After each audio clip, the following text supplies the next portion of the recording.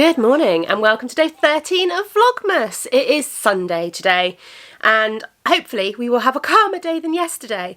We've not got massive plans today. We've got various kids things going on. Arthur's got swimming and Jasper's got his football party today. I need to get some batch cooking done. We've got D&D tonight and Tom is currently installing some fire alarms. So if you hear beeping in the background at any point, that is what's going on. The Scottish Government have introduced new legislation that says that all homes in Scotland have to have a special interlinked fire alarm system by February. So we have to have 3 smoke alarms, a heat alarm and a carbon monoxide detector that are all interlinked. So if one goes off, then they all go off. Not a cheap thing to do, I have to say, but one of the perils of now being a homeowner, I guess, is that we have to sort it out. But yeah, we're installing those today. Currently, this house has 1 fire alarm in the downstairs hallway. So it's probably a good job that we're getting them sorted out because that's not really ideal, is it? So yeah, currently having beeping sounds all over the house at the moment as Tom tries to install them. I'm currently up in Jasper's bedroom, having a little bit of a tidy up. We have a box. This box, in fact, actually, Laura, if you're watching, this is your box. This is the box that you sent your minis for the collaboration advent in, and I have stolen it. I need to get it back to you at some point, but for the moment, it is being used as our dumping ground box in the lounge. This lives on the sofa bed in the lounge, and throughout the week, as the kids leave toys in the lounge or whatever, they just get popped in here, and then at the weekend I go through it and sort it out and empty it and put everything away for the new week when they can fill the dumping ground box back up again. But it does mean that we have less toys all over the floor of the lounge and less chaos. Generally, kind of. It's a starting point, isn't it? Anyway, today's vlog, I'm mostly going to talk, I think, about D&D. We have a D&D session tonight, which is actually a session that we normally run in person, and I am DMing it, so I'm the person that's leading the story. We're not running it in person. I think I mentioned this yesterday. We're not running it in person this week because of the increase in COVID cases and how close we are to Christmas. Everyone just wants to be that little bit more cautious, so we're actually going to be running it online, which is fine. I'm a little bit more nervous about running it online than in person because it can be a bit trickier to run a session online because you don't have the same, you don't bounce off people in the same way. But it'll be fine, it'll be fun. I need at some point to sit down and go through my notes and everything so that I'm a bit more planned and prepped for it for tonight. But that'll be fine. But yeah, I'll talk about the module that I'm running and I will share a little bit more about how D&D works and things like that. I'll also share mine and Tom's dice collection because we do love a pretty dice. And yeah, I know there's a few of you out there that have expressed interest in D&D, Dungeons and Dragons, for anyone that doesn't know what I'm talking about, and have asked whether I'll talk about it a little bit more, so I will do. But for now, I need to tidy up these toys. Before I tidy up the toys, random question. Anyone with children out there who have or had or do have or any of the formations of that phrase, bunk beds, but bunk beds where only one child sleeps in them, have you ever done anything with the bottom bunk to turn it into extra storage? This is currently the bottom bunk. Jasper sleeps, oh, the camera's going to do crazy focusing because I've got it on the vlogging mode, which doesn't like to focus on different places. Jasper currently sleeps in this room and he's got the bunk beds. But he sleeps in the top bunk and the bottom bunk just becomes a complete dumping ground and it really annoys me. And I'm thinking of boarding the bottom bunk. I'm thinking of keeping the mattress and just popping it underneath the bunk beds on the floor so that we've got it if he ever had sleepovers or anything like that as he gets older. But then maybe putting some plywood or something over the slats and turning the bottom bunk into a storage area. Because we could even potentially get some Kallax units in it on top of the board and use it as toy storage. Has anyone ever done that? Has anyone got any suggestions? Because this dumping ground of cuddly toys is currently driving me absolutely potty.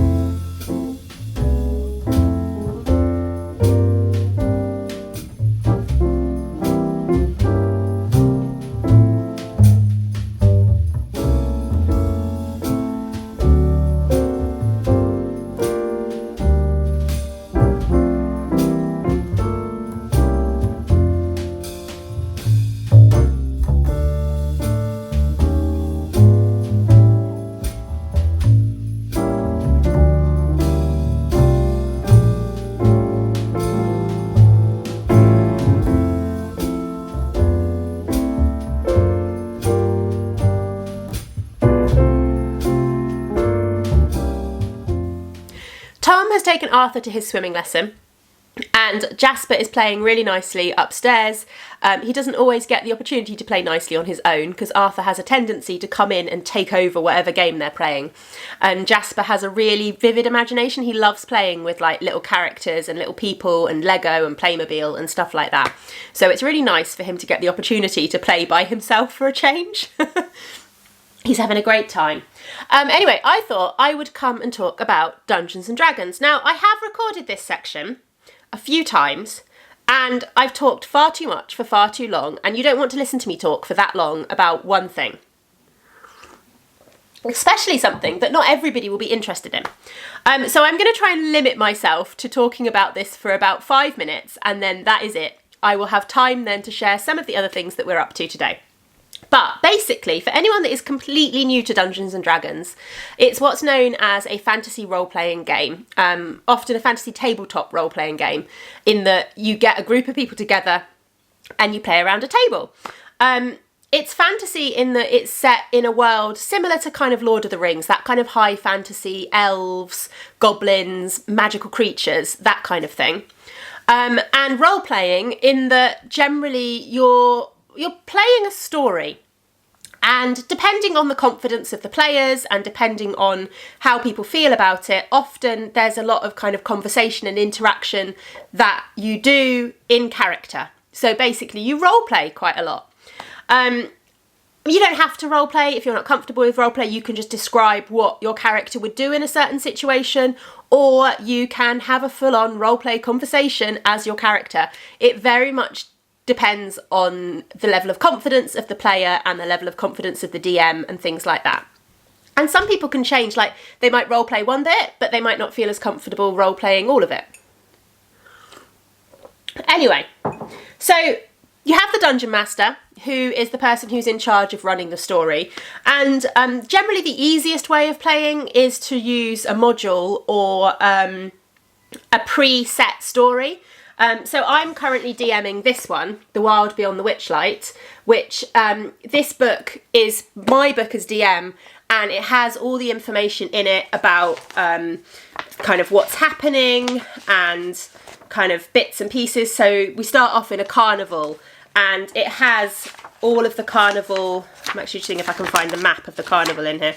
It has all of the carnival locations and stuff like that in, so that I know, for example, when they go to the Calliope, there is a monkey and an organ grinder, and there's bits of information about the organ grinder and the monkey, and actually it gives you kind of what happens and stuff like that. There's obviously still quite a lot of improvisation involved, because the book can't determine exactly what the characters are going to decide to do, but it gives you enough backstory and enough information about the people they come across and the events that they come across that as a DM you can kind of work out what would happen depending on what your characters decide to do.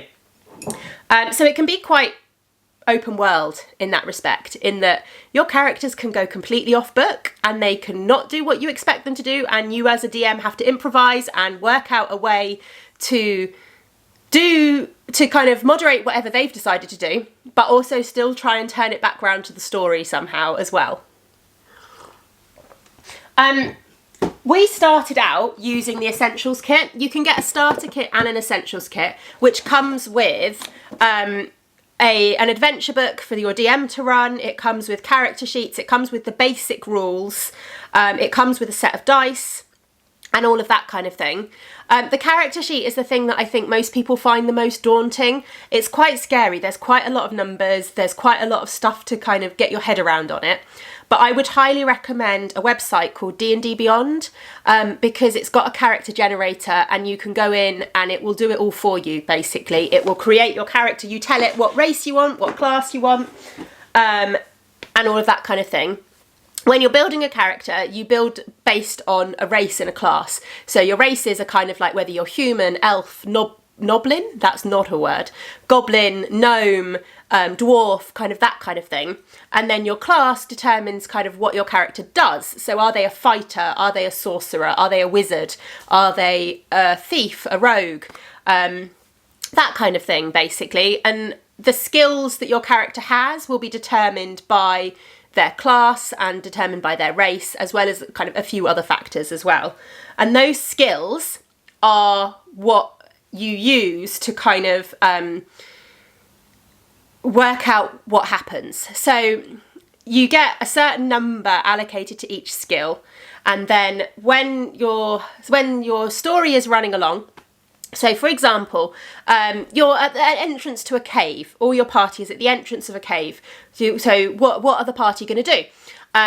Are they going to look around and have a little look and see what they can see? In which case they would roll a perception check, and they would roll a d20 dice, and they would add their perception skill score onto that to determine what they see, and that lets them know. Are they going to sneak in? If they're going to sneak into the cave and try not to be noticed, they're going to roll a stealth check, and the same thing works. And different characters will have different strengths and weaknesses in terms of those skills.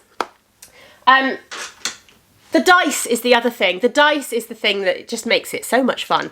You use a set of 7 dice.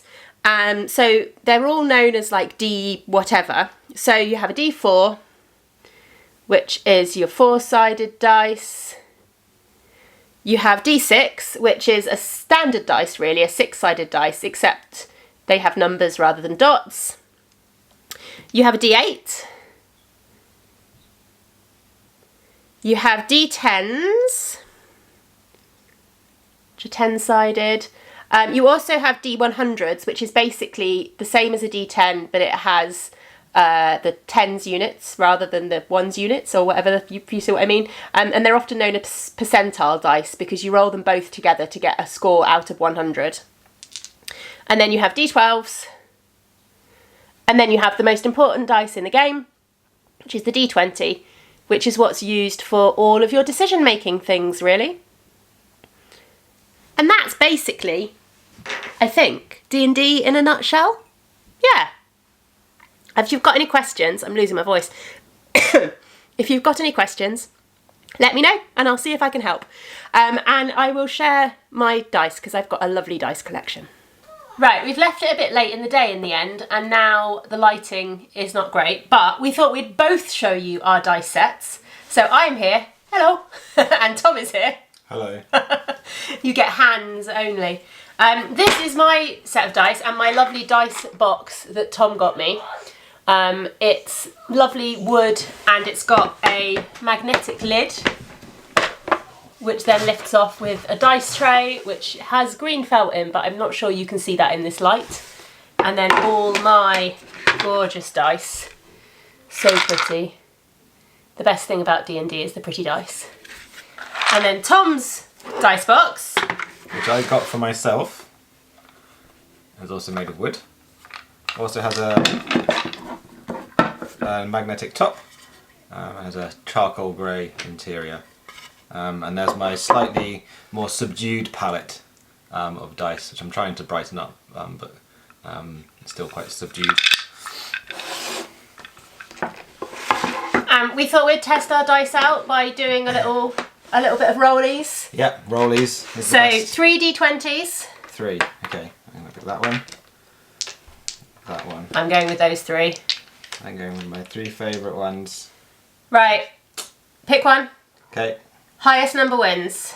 I got a 16. I got a 7, so you win that one. Win that one. Next one. 8. 11. 8. Yay! I win that one. And this is it. This is the decider. Who's going to win rollies? I am. 16. 7. Yes, that was the same. That was the same as the first roll. Yeah, must be fate. You win. Your dice are obviously better than mine. Okay, so we've got D&D tonight, so I am going to finish the vlog here for the day. But first of all, we need to do Joke of the Day. Joke of the Day!